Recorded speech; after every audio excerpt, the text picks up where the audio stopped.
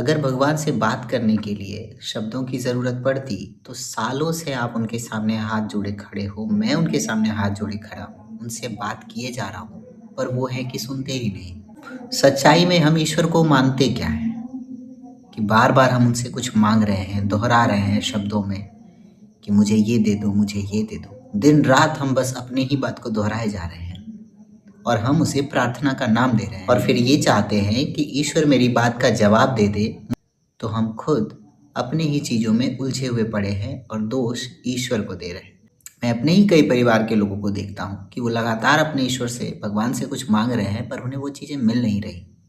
तो मैं भी उनको देखकर यही इन्फ्लुएंस होता था कि भगवान से मांगने से तो कुछ नहीं मिलता है, और मेरा भी यही व्यवहार था कि मैं भी कुछ मांगूंगा तो नहीं मिलेगा। हम इंसान ऐसे बन गए हैं कि हम लोग बोलते ज़्यादा हैं, सुनते कम हैं। जब आप भी दो लोग बात कर रहे होते हैं तो अक्सर ये चीज़ होती होगी कि अगर एक सामने वाला बोल रहा है तो हम सिर्फ इंतज़ार करते हैं कि वो जैसे ही चुप होगा मुझे अपनी बात उसे कहनी है। तो इसका मतलब ये है कि हम उसे सुन नहीं रहे हैं, बस अपनी बारी का इंतज़ार कर रहे हैं कि कब वो चुप हो जाए और मैं कब बोलना शुरू कर दूँ। और हम ईश्वर के साथ भी यही करते हैं कि हम उनसे बार-बार बात कर रहे हैं, लेकिन उनकी सुनने के लिए तैयार नहीं है। ईश्वर तब जवाब देगा जब आप बोलना बंद करोगे। अगर मैं लगातार बोलता रहूँगा तो मैं सामने वाले की सुन ही नहीं पाऊँगा। अगर मुझे कुछ माँगना है, मैंने अपनी बात उनके सामने रख दी, अब वो बहरे तो है नहीं कि वो आपकी बात नहीं सुन रहे। वो सुन रहे हैं ना, वो सबकी सुन रहे हैं, बट आप चुप तो हो जाओ। अब चुप होने का मीनिंग मैंने बहुत सारे वीडियोज़ में बताया है। मुँह से चुप होना नहीं होता है।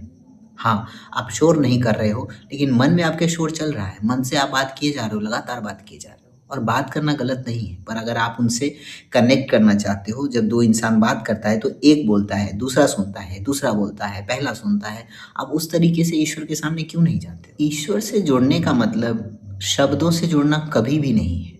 आप शब्दों के माध्यम से अगर जुड़ना चाह रहे हो, तो कौन से शब्द? हिंदी के या इंग्लिश के? किस भाषा का प्रयोग करते हैं भगवान? क्या आपको पता है? हर भाषा बोलने वाला इंसान ईश्वर से जुड़ता है, भाषा से कहीं बढ़ के है। इसे भाव कहते हैं। आप किस भाव से उनसे जुड़ रहे हैं? आप किस भाव से उनके सामने हाथ जोड़कर खड़े हैं?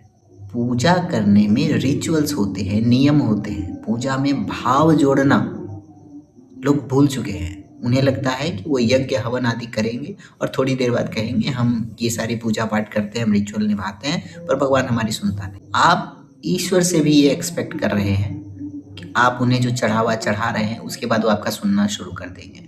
क्या सच में ऐसा है? क्या सच में उनको आपके चढ़ावे की ज़रूरत है? मैं तो कई सालों तक यही सोचता रहा कि अगर मैं चढ़ावे के रूप में उन्हें कुछ दूंगा तो वो मुझे कुछ देंगे। मतलब मैं वहाँ पर भी लेन और देन सोचता रहा।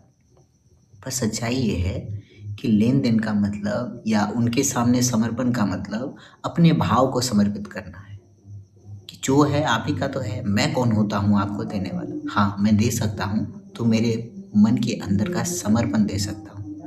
मैं जब उनसे बात करना चाहता हूँ मैं उनके सामने बिल्कुल बैठ जाता हूँ, ऐसे जैसे एक इंसान दूसरे इंसान के सामने बैठ करके बात करने के लिए बैठता है।